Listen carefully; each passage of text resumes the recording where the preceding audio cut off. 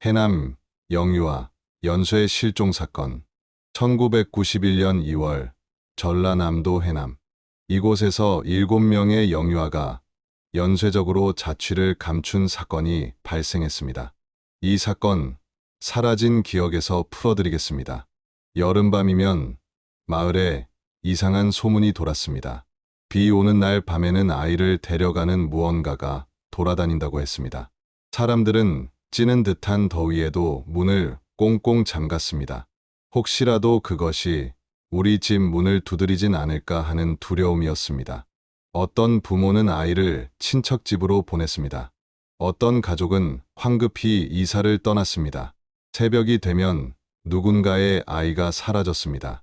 흔적도 없이 사라졌습니다. 과거에도 지금도 전라남도 해남군으로 불리는 이곳. 한반도의 최남단에 위치한 이 고장은 바다와 들판이 어우러진 조용한 농어촌 지역이었습니다. 1990년대 초반 해남읍 중심가에서 조금 떨어진 곳에 작은 마을이 하나 있었습니다. 약 1000여 가구가 모여 살던 곳이었습니다. 대부분 농사를 짓거나 바다에 나가 고기를 잡아 생계를 이어갔습니다. 집들은 낡았습니다. 단층 슬레이트 지붕에 시멘트 벽돌로 쌓아 올린 집들이었습니다. 여러 가구가 한 집에서 새빵살이를 하는 경우도 많았습니다. 대문은 나무로 만든 것이 대부분이었고 자물쇠는 낡아서 삐걱거렸습니다.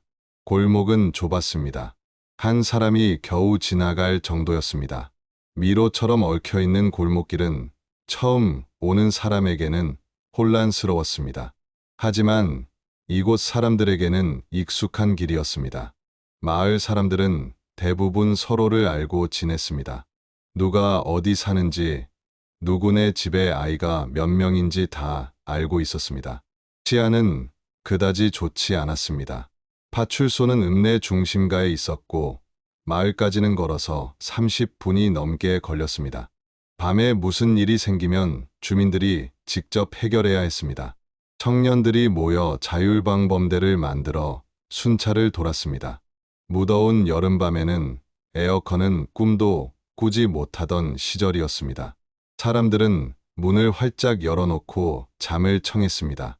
조금이라도 시원한 바람이 들어오길 바라며 모깃불을 피우고 하루를 마무리했습니다.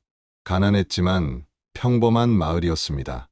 서로 돕고 함께 살아가는 그런 곳이었습니다. 하지만 이 마을에는 끔찍한 사건이 기다리고 있었습니다. 1991년 2월 5일 화요일, 해남의 외광 마을에 사는 한 가족이 있었습니다. 당시 35이었던 박민수 씨와 29이었던 아내, 그리고 생후 석 달 된 아들이 있었습니다. 그날은 유난히 추운 밤이었습니다. 2월 초의 찬바람이 창문 틈으로 스며들었습니다. 박민수 씨 가족은 방 한 칸에서 함께 잠을 잤습니다. 밤 10시에 아내가 아이에게 젖을 물렸습니다. 아이는 배불리 먹고 곧 잠들었습니다.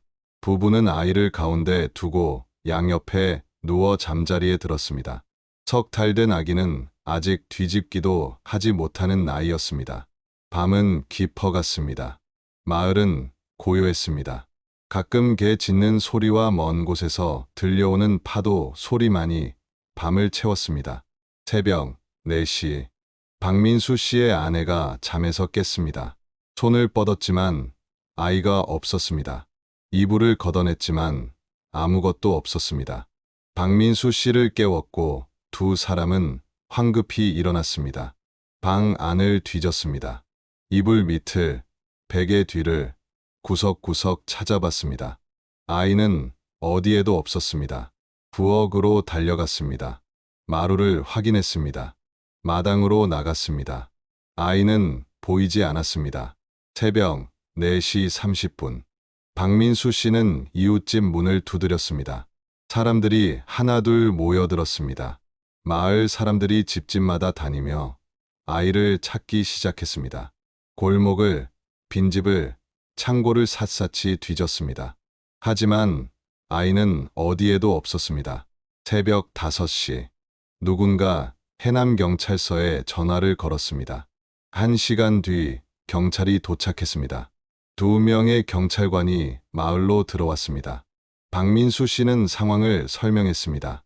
새벽 4시까지만 해도 아이가 있었다고 했습니다. 부부가 양옆에서 자고 있었는데 갑자기 사라졌다고 했습니다. 경찰은 집 안을 둘러봤습니다. 방을, 부엌을, 마당을 살펴봤습니다. 문이 잠겨 있었는지 물었습니다. 추워서 문을 닫고 잤다는 대답이 돌아왔습니다. 창문도 닫혀 있었다고 했습니다.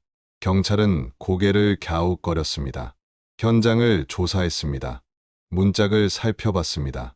자물쇠를 확인했습니다. 창문 틈을 들여다봤습니다.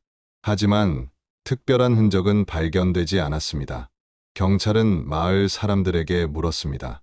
밤에 이상한 사람을 본 사람이 있는지, 낯선 차량을 본 사람이 있는지, 이상한 소리를 들은 사람이 있는지 물었습니다. 사람들은 고개를 저었습니다. 아무것도 보지 못했고 아무것도 듣지 못했다고 했습니다. 수색은 계속되었습니다. 마을 전체가 아이를 찾기 위해 움직였습니다. 남자들은 산으로 올라갔고 여자들은 집집마다 다니며 확인했습니다. 하지만 아이는 발견되지 않았습니다. 오전 10시, 마을 어귀에서 약 300m 떨어진 곳, 밭 한가운데에서 한 농부가 무언가를 발견했습니다. 작은 천 조각이었습니다. 아기 옷처럼 보였습니다. 농부는 황급히 마을로 달려왔습니다. 사람들이 우르르 달려갔습니다. 박민수 씨도 따라갔습니다. 밭 한가운데 작은 천 조각이 놓여 있었습니다. 박민수 씨가 그것을 집어들었습니다. 아이의 옷이 맞았습니다. 손이 떨렸습니다. 주변을 샅샅이 뒤졌습니다. 밭을, 논을, 수로를 살펴봤습니다. 하지만 아이는 발견되지 않았습니다. 옷만 덩그러니 놓여 있었습니다. 경찰이 현장을 감식했습니다. 발자국을 찾았습니다. 여러 사람의 발자국이 뒤섞여 있었습니다. 어른의 발자국과 아이의 발자국을 구별하기 어려웠습니다. 경찰은 옷을 증거물로 가져갔습니다. 수색은 계속하겠다고 말했습니다. 그날 저녁 마을 전체가 충격에 빠졌습니다. 아이가 집에서 사라진 것도 이상한데 300m 떨어진 밭에서 옷만 발견되다니 도대체 무슨 일이 벌어진 것인지 알 수 없었습니다. 사람들은 수군거렸습니다. 누가 아이를 데려간 것은 아닌지, 밤에 문이 잠겨 있었는데 어떻게 들어간 것인지, 혹시 창문으로 들어간 것인지, 석달된 아기를 창문으로 빼낼 수 있을지, 그럼 문을 열고 들어간 것인지, 왜 옷만 벗겨서 밭에 버린 것인지 의문만 쌓여갔습니다. 답은 없었습니다. 그날 밤 마을 사람들은 잠을 이루지 못했습니다. 혹시 우리 집에도 그 무언가가 찾아오지 않을까 하는 두려움이 엄습했습니다. 부모들은 아이를 꼭 껴안고 잠을 청했습니다. 문을 2~3번 확인했습니다. 창문에 빗장을 걸었습니다. 하지만 불안함은 가시지 않았습니다. 1991년 2월 21일 목요일, 첫 번째 사건이 발생한 지 정확히 여럿새가 지난 날이었습니다. 같은 마을, 첫 번째 사건 현장에서 불과 150m 떨어진 집에서 2번째 사건이 발생했습니다. 당시 31살이었던 이성민 씨에게는 생후 20날 된 딸이 있었습니다. 태어난 지 얼마 안 된 갓난아기였습니다. 그날도 추운 밤이었습니다. 이성민 씨의 아내는 아이가 감기에 걸릴까봐 걱정했습니다. 이불을 두껍게 덮어주고 아이 옆에서 잠을 잤습니다. 밤 11시에 이성민 씨 가족은 잠자리에 들었습니다. 첫 번째 사건 이후 마을 전체가 불안에 떨고 있었습니다. 이성민 씨도 걱정이 되어 문을 확인하고 또 확인했습니다. 자물쇠를 걸고 나무 빗장까지 걸었습니다. 밤은 깊어갔습니다. 새벽 3시, 이성민 씨의 아내가 잠에서 깼습니다. 아이에게 젖을 물려야 할 시간이었습니다. 손을 뻗었지만 아이가 없었습니다. 이불을 들춰봤지만 아무것도 없었습니다. 이성민 씨를 깨웠고 두 사람은 벌떡 일어났습니다. 방 안을 뒤졌습니다. 부엌으로 달려갔습니다. 마당을 확인했습니다. 아이는 어디에도 없었습니다. 이성민 씨가 현관으로 달려갔습니다. 문은 열려 있었습니다. 자물쇠는 잠겨 있었지만 나무 빗장은 풀려 있었습니다. 분명히 빗장을 걸었었습니다. 확인했었습니다. 그런데 풀려 있었습니다. 새벽 3시 30분. 이성민 씨는 이웃집 문을 두드렸습니다. 마을이 발칵 뒤집혔습니다. 사람들이 모여들었습니다. 공포가 마을을 휩쓸었습니다. 수색이 시작되었습니다. 첫 번째 사건 때보다 더 많은 사람들이 움직였습니다. 골목을, 빈집을, 창고를, 산을 모든 곳을 뒤졌습니다. 새벽 5시. 마을 뒤쪽 야산 입구 숲을 사이에서 한 주민이 무언가를 발견했습니다. 작은 천 조각이었습니다. 아기 옷이었습니다. 사람들이 달려왔습니다. 이성민 씨도 따라왔습니다. 아이의 옷이 맞았습니다. 첫 번째 사건과 똑같았습니다. 아이는 없고 옷만 남아 있었습니다. 주변을 샅샅이 수색했습니다. 산으로 올라갔습니다. 숲을 헤치고 바위 틈을 확인하고 샘터까지 내려가 봤습니다. 하지만 아이는 발견되지 않았습니다. 오전 8시.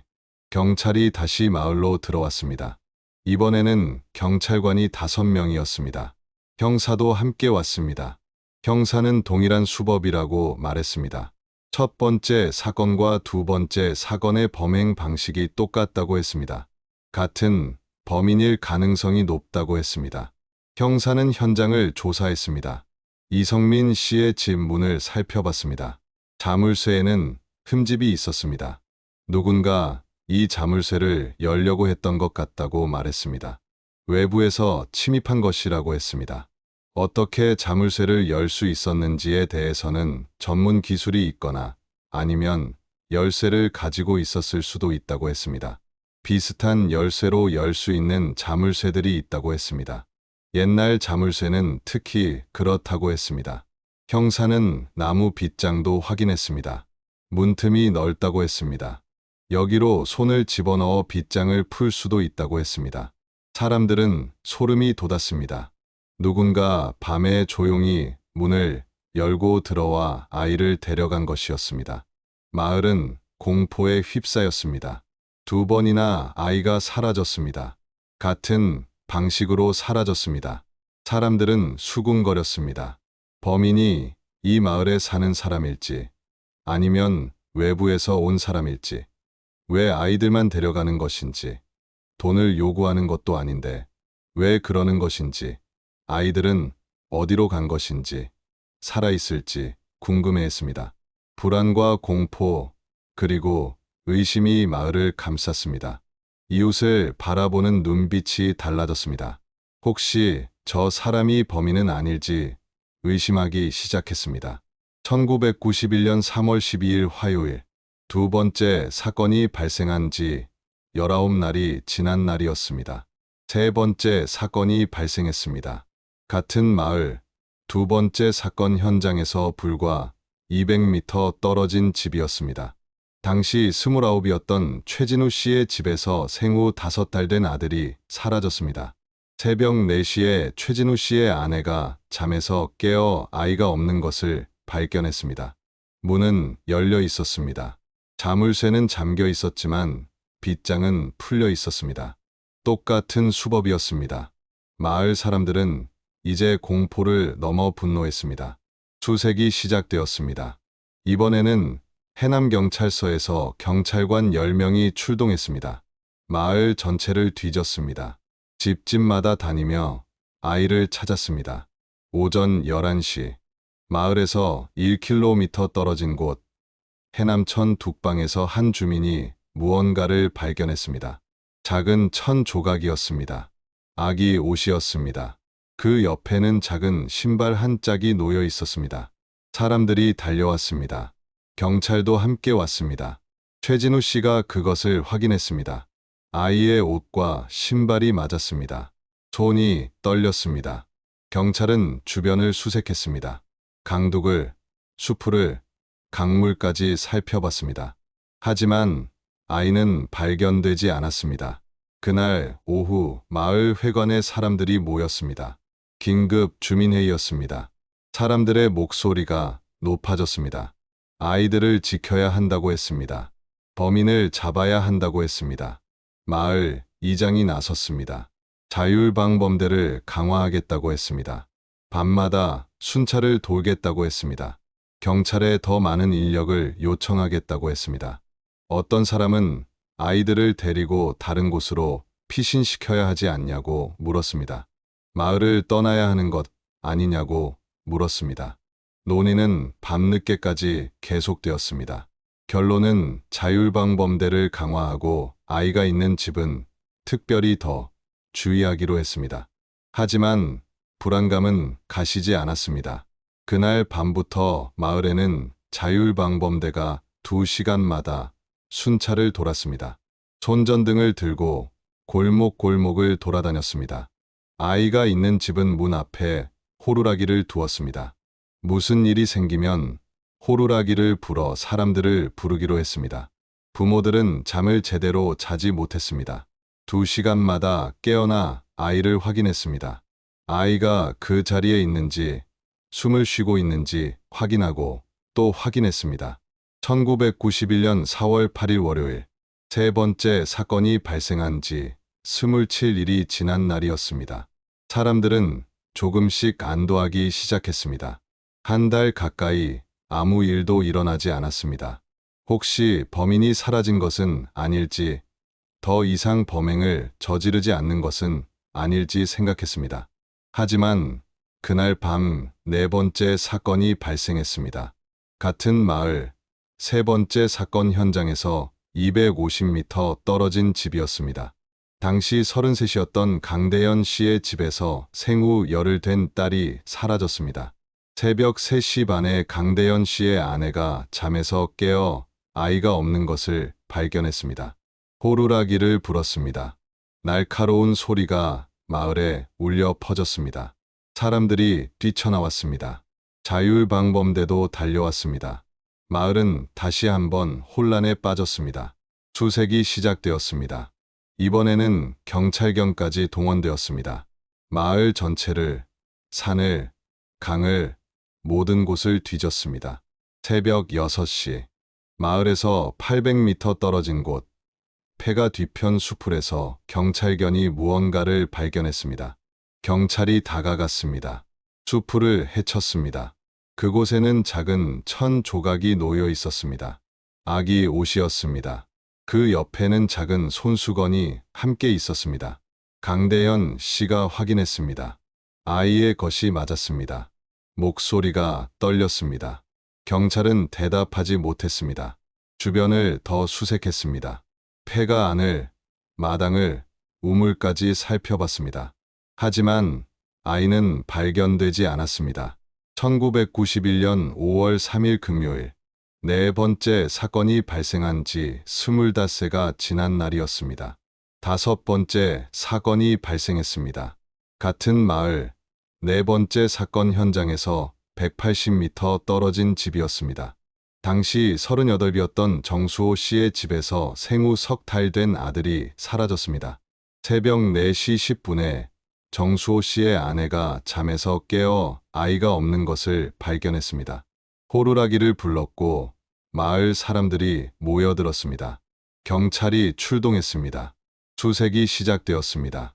오전 9시, 마을 어귀에서 500m 떨어진 곳, 논둑에서 아기 옷이 발견되었습니다. 정수호 씨의 아들 옷이 맞았습니다. 주변을 수색했지만 아이는 발견되지 않았습니다. 1991년 6월 17일 월요일, 다섯 번째 사건이 발생한 지 45일이 지난 날이었습니다. 여섯 번째 사건이 발생했습니다. 같은 마을, 다섯 번째 사건 현장에서 220m 떨어진 집이었습니다. 당시 32이었던 한민재 씨의 집에서 생후 한 달 된 딸이 사라졌습니다. 새벽 3시 40분에 한민재 씨의 아내가 잠에서 깨어 아이가 없는 것을 발견했습니다. 호루라기가 울렸고 마을 사람들이 달려왔습니다. 경찰이 출동했고 수색이 시작되었습니다. 새벽 6시 30분, 마을에서 700m 떨어진 곳, 밭둑에서 아기 옷이 발견되었습니다. 한민재 씨의 딸 옷이 맞았습니다. 그 옆에는 작제 시도제게 속편집은 양말 한 짝이 놓여 있었습니다. 주변을 수색했지만 아이는 발견되지 않았습니다. 마을은 완전히 공포에 질렸습니다. 6번, 6번이나 아이가 사라졌습니다. 모두 같은 방식으로 사라졌습니다. 새벽 시간대 잠든 부모 곁에서 흔적도 없이 사라졌습니다. 그리고 멀지 않은 곳에서 옷만 발견되었습니다. 아이들은 어디로 간 것일까요? 살아있을까요? 아무도 알 수 없었습니다. 경찰은 대대적인 수사에 착수했습니다. 형사들이 마을에 상주하며 조사를 진행했습니다. 마을 사람들을 한 명씩 조사했습니다. 범행 당시 어디에 있었는지, 무엇을 했는지, 이상한 사람을 본 적이 있는지 물었습니다. 하지만 뚜렷한 단서는 나오지 않았습니다. 경찰은 주변 도시까지 수사 범위를 넓혔습니다. 최근에 이사 온 사람들을 조사했습니다. 전과가 있는 사람들을 조사했습니다. 정신질환이 있는 사람들을 조사했습니다. 하지만 용의자는 나타나지 않았습니다. 마을 사람들은 자체적으로 대책을 마련했습니다. 자율방범대를 더욱 강화했습니다. 1시간마다 순찰을 돌았습니다. 아이가 있는 집 앞에는 사람을 배치했습니다. 밤새 교대로 지켰습니다. 어떤 가족은 아예 마을을 떠났습니다. 친척 집으로, 다른 도시로 떠났습니다. 남은 사람들도 언제든 떠날 준비를 했습니다. 1991년 8월 9일 금요일, 6번째 사건이 발생한 지 53일이 지난 날이었습니다. 7번째 사건이 발생했습니다. 같은 마을 6번째 사건 현장에서 190m 떨어진 집이었습니다. 당시 34시였던 오준석 씨의 집에서 생후 2달 된 아들이 사라졌습니다. 새벽 4시 5분에 오준석 씨의 아내가 잠에서 깨어 아이가 없는 것을 발견했습니다. 호루라기가 울렸습니다. 마을 사람들이 달려왔습니다. 자율방범대원들도 달려왔습니다. 하지만 모두가 충격에 빠졌습니다. 자율방범대가 1시간마다 순찰을 돌았는데도 아이가 사라진 것이었습니다. 불과 40분 전에 오준석 씨의 집 앞을 지나갔었습니다. 그때는 아무 이상이 없었습니다. 그런데 40분 사이에 아이가 사라진 것이었습니다. 경찰이 출동했습니다. 이번에는 경찰서장까지 직접 나왔습니다. 수색이 시작되었습니다. 오전 7시, 마을에서 600m 떨어진 곳, 야산 입구에서 아기 옷이 발견되었습니다. 오준석 씨의 아들 옷이 맞았습니다. 그런데 이번에는 조금 달랐습니다. 옷에 작은 핏자국이 묻어 있었습니다. 경찰은 즉시 옷을 압수했습니다. 국립과학수사연구원으로 보내 감식을 의뢰했습니다. 주변을 더욱 철저히 수색했습니다. 산 전체를 뒤졌습니다. 경찰견을 동원했습니다. 헬리콥터까지 띄웠습니다. 하지만 아이는 발견되지 않았습니다. 사흘 뒤 국립과학수사연구원에서 감식 결과가 나왔습니다. 옷에 묻은 핏자국은 사람의 피가 맞았습니다. 혈액형은 O형이었습니다. 오준석 씨의 아들도 O형이었습니다. 경찰은 최악의 상황을 예상하기 시작했습니다. 아이들이 살해되었을 가능성이 높다고 판단했습니다. 수사는 더욱 강화되었습니다. 경찰은 사건들의 공통점을 분석하기 시작했습니다. 7건의 사건 모두 같은 마을에서 발생했습니다. 반경 300m 이내였습니다. 모두 새벽 시간대에 발생했습니다. 새벽 3시부터 4시 사이가 대부분이었습니다. 피해자는 모두 영유아였습니다. 생후 열흘에서 5달까지였습니다. 부모가 곁에서 자고 있었는데도 아이만 사라졌습니다. 문은 외부에서 열렸습니다.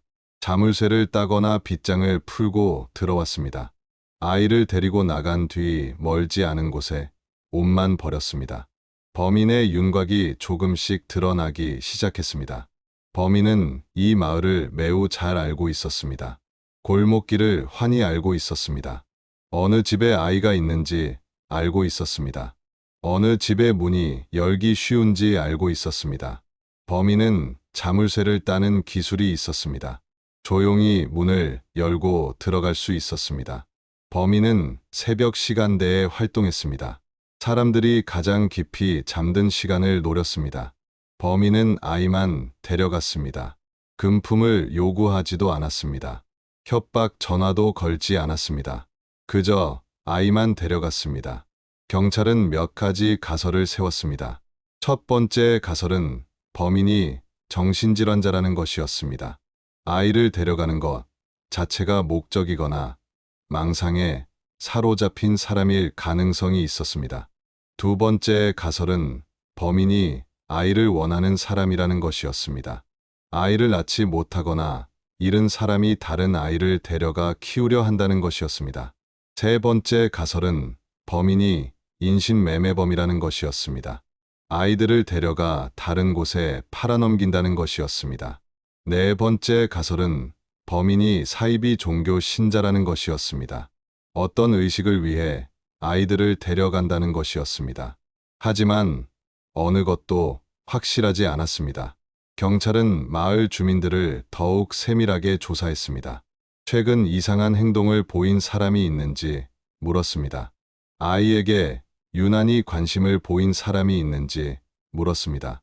갑자기 돈을 많이 쓴 사람이 있는지 물었습니다. 밤에 자주 외출하는 사람이 있는지 물었습니다. 몇 명의 이름이 거론되었습니다. 경찰은 그들을 조사했습니다. 하지만 결정적인 증거는 나오지 않았습니다. 경찰은 주변 지역까지 수사를 확대했습니다. 해남군 전체를 조사했습니다. 영암군, 강진군, 완도군까지 조사 범위를 넓혔습니다. 최근에 영유아를 입양한 사람이 있는지 확인했습니다. 갑자기 아이가 생긴 사람이 있는지 확인했습니다. 하지만 특이사항은 발견되지 않았습니다. 시간이 흘렀습니다. 한 달이 지났습니다. 두 달이 지났습니다. 석 달이 지났습니다. 더 이상 사건이 발생하지 않았습니다. 마을 사람들은 조금씩 긴장을 풀기 시작했습니다. 혹시 범인이 체포되었을까요? 혹시 범인이 마을을 떠났을까요? 혹시 범인이 더 이상 범행을 저지르지 않기로 결심했을까요? 아무도 알 수 없었습니다. 하지만 7가족의 고통은 끝나지 않았습니다. 박민수 씨는 매일 밭을 찾아갔습니다. 아이의 옷이 발견된 그곳을 찾아갔습니다. 혹시 아이가 돌아오지 않을까 하는 희망을 버리지 못했습니다. 이성민 씨는 야산을 헤맸습니다. 아이의 옷이 발견된 수풀을 헤맸습니다. 혹시 아이가 그 근처에 있지 않을까 찾아다녔습니다. 최진우 씨는 강둑을 걸었습니다. 아이의 옷이 발견된 그곳을 매일 걸었습니다. 혹시 아이의 흔적이라도 찾을 수 있지 않을까 기대했습니다. 강대현 씨는 폐가를 뒤졌습니다. 아이의 옷이 발견된 폐가 뒤편을 날마다 뒤졌습니다. 혹시 아이가 어딘가에 숨어 있지 않을까 찾아다녔습니다. 정수호 씨는 논둑을 살폈습니다. 아이의 옷이 발견된 논둑을 매일 살폈습니다. 혹시 새로운 단서라도 발견할 수 있지 않을까 기대했습니다. 한민재 씨는 밭둑을 걸었습니다. 아이의 옷이 발견된 밭둑을 끝없이 걸었습니다. 혹시 아이의 소식이라도 들을 수 있지 않을까 기다렸습니다. 오준석 씨는 야산을 올랐습니다. 아이의 옷이 발견된 야산을 날마다 올랐습니다. 혹시 아이가 살아 돌아오지 않을까 희망했습니다. 1년이 지났습니다. 2년이 지났습니다. 3년이 지났습니다. 아이들은 돌아오지 않았습니다. 소식도 없었습니다. 단서도 없었습니다. 경찰은 수사를 계속했습니다. 하지만 진전이 없었습니다. 목격자도 없었습니다. 물증도 없었습니다. 용의자도 특정되지 않았습니다. 사건은 미궁에 빠졌습니다. 1995년 경찰은 사건을 공개 수사로 전환했습니다. 언론에 사건 내용을 공개했습니다. 제보를 요청했습니다. 누구든 아이들에 대한 정보를 알고 있다면 알려달라고 했습니다. 어떤 작은 단서라도 좋다고 했습니다. 제보 전화가 걸려왔습니다. 어떤 사람은 이상한 사람을 봤다고 했습니다. 어떤 사람은 수상한 차량을 봤다고 했습니다. 어떤 사람은 아이 우는 소리를 들었다고 했습니다. 경찰은 모든 제보를 확인했습니다. 하지만 대부분 사실이 아니었습니다. 착각이었거나 다른 일이었습니다. 세월이 흘렀습니다. 1996년, 1997년, 1998년. 사건은 여전히 미제로 남아 있었습니다. 2006년, 공소시효가 다가오고 있었습니다. 당시 법으로는 살인죄의 공소시효가 15년이었습니다. 1991년에 발생한 사건이므로 2006년이면 공소시효가 만료되는 것이었습니다. 경찰은 마지막 수사에 나섰습니다. 다시 한번 마을 사람들을 조사했습니다. 다시 한번 주변 지역을 수색했습니다. 다시 한번 모든 단서를 검토했습니다. 하지만 여전히 범인은 잡히지 않았습니다. 2006년 8월 9일, 7번째 사건이 발생한 지 정확히 15년이 되는 날이었습니다. 공소시효가 만료되었습니다. 이제 범인을 찾아도 처벌할 수 없게 되었습니다. 사건은 영구 미제로 남게 되었습니다. 왜 이 사건은 해결되지 못했을까요? 여러 이유가 있었습니다. 첫째, 물증이 부족했습니다. 현장에서 범인의 지문이나 족적이 발견되지 않았습니다. 범인이 매우 조심스럽게 범행을 저질렀거나 흔적을 지웠을 가능성이 있었습니다. 둘째, 목격자가 없었습니다. 모든 사건이 새벽 시간대에 발생했습니다. 사람들이 깊이 잠든 시간이었습니다. 범인을 본 사람이 아무도 없었습니다. 셋째, CCTV가 없었습니다. 1990년대 초반에는 작은 마을에 CCTV가 설치되어 있지 않았습니다. 범인의 이동 경로를 추적할 수 없었습니다. 넷째, 초기 수사가 미흡했습니다. 첫 번째 사건이 발생했을 때 경찰은 심각하게 받아들이지 않았습니다. 단순 실종으로 보고 제대로 수사하지 않았습니다. 범인이 흔적을 남겼을 수 있는 골든타임을 놓쳤습니다. 다섯째, 범인의 동기를 파악하지 못했습니다. 범인이 왜 아이들을 데려갔는지 알 수 없었습니다. 금품을 요구하지도 않았고 협박을 하지도 않았습니다. 동기를 알 수 없으니 범인을 추적하기 어려웠습니다. 하지만 사건을 분석해보면 몇 가지 특징이 보입니다. 범인은 이 마을을 매우 잘 알고 있는 사람이었을 가능성이 높습니다. 어느 집에 아이가 있는지 정확히 알고 있었습니다. 골목길을 환히 알고 있었습니다. 도망칠 경로도 미리 알고 있었을 것입니다. 범인은 마을 주민이거나 마을에 자주 드나드는 사람이었을 가능성이 있습니다. 범인은 자물쇠를 따는 기술이 있었습니다. 7건의 사건 모두 문을 열고 들어갔습니다. 부수거나 큰 소리를 내지 않고 조용히 열었습니다. 전문적인 기술이 있거나 특수한 도구를 가지고 있었을 가능성이 있습니다. 범인은 아이들을 특정한 목적으로 데려갔습니다. 7명 모두 영유아였습니다. 생후 몇 개월 안 된 아기들이었습니다. 범인은 어린 아기를 원했습니다. 왜 어린 아기를 원했을까요? 키우기 위해서였을까요? 다른 목적이 있었을까요? 알 수 없습니다. 범인은 아이들을 데려간 뒤 옷을 벗겼습니다. 왜 옷을 벗겼을까요? 증거를 없애기 위해서였을까요? 다른 옷을 입히기 위해서였을까요? 그것도 알 수 없습니다. 범인은 아이들을 어디로 데려갔을까요?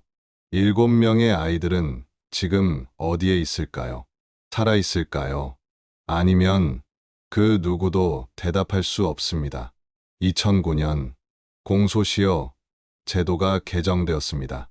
살인죄의 공소시효가 25년으로 늘어났습니다. 2015년에는 공소시효가 완전히 폐지되었습니다. 하지만 이 사건에는 적용되지 않았습니다. 이미 공소시효가 만료된 뒤였기 때문입니다. 현재 해남의 그 마을은 많이 변했습니다. 낡은 집들은 대부분 헐렸습니다. 새로운 건물이 들어섰습니다. 도로가 넓어졌습니다. CCTV가 곳곳에 설치되었습니다. 그때의 모습을 찾아보기 어렵습니다. 하지만 마을 사람들의 기억 속에는 여전히 그날의 공포가 남아 있습니다. 나이 든 어르신들은 지금도 그 사건을 이야기합니다. 새벽에 아이들이 사라졌던 그 일을 기억합니다. 7가족은 여전히 아이들을 기다리고 있습니다. 박민수 씨는 이제 70이 되었습니다. 머리가 하얗게 새었지만 여전히 아들을 기다립니다. 언젠가 문을 열고 들어올 것이라고 믿습니다. 이성민 씨는 딸의 방을 그대로 두고 있습니다. 30년이 넘었지만 아무것도 바꾸지 않았습니다. 딸이 돌아오면 쓸 수 있도록 그대로 두었습니다. 최진우 씨는 매년 아들의 생일이 되면 케이크를 사옵니다. 아무도 없는 방에 놓고 촛불을 켭니다. 아들을 기억하기 위해서입니다. 강대현 씨는 딸의 사진을 항상 지갑에 넣고 다닙니다. 태어난 지 열흘밖에 안 된 딸의 사진입니다. 그 사진을 보며 딸을 그리워합니다. 정수호 씨는 아들이 입었던 옷을 아직도 간직하고 있습니다. 작은 옷가지 몇 벌이 전부지만 소중히 보관합니다. 아들의 흔적이기 때문입니다. 한민재 씨는 딸의 이름을 부르며 기도합니다. 매일 아침 기도하며 딸의 안녕을 빕니다. 어디에 있든 건강하기를 바랍니다. 오준석 씨는 야산을 오르며 아들을 생각합니다. 아들이 어디선가 잘하고 있기를 바랍니다.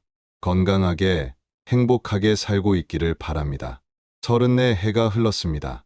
1991년에 태어난 아이들은 이제 34살이 되었습니다. 어디선가 살고 있을까요? 자신이 누구인지 알고 있을까요? 부모가 그리워하고 있다는 것을 알까요? 경찰은 이 사건을 완전히 포기하지 않았습니다.